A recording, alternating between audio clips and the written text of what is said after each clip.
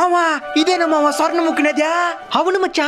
కన్నప్ప సినిమాలో ఈ నీళ్ళేనా నోట్లో తీసుకొని పోయి శివయ్యకి అభిషేకం చేసిందా? అవును మచ్చా, ఈ స్వర్ణముఖి నది నీళ్ళే. మావా ఇది స్వర్ణముఖి నది కదా, అంటే దీంట్లో బంగారం ఉంటదా? పిచ్చోడా, చెప్పులు అమ్మే వాళ్ళకి చెప్పులు ఉంటాయా, చదువు చెప్పే వాళ్ళకి చదువు ఉంటదా? అన్నా అన్న నాకు చెప్పింది నిజమేనా? ఏమో ఆ అన్ననే అడుగుండేదా?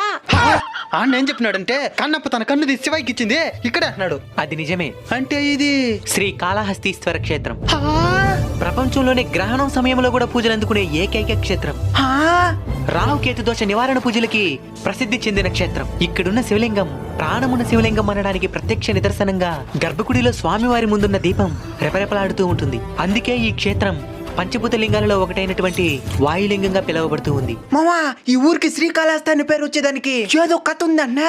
అవును మచ్చా, శ్రీ కాళహస్తి సాలెపురుగు, పాము, ఏనుగు ఈ 3 మూగజీవులకి ముక్తి కలిగిన ప్రాంతం ఇది. హా?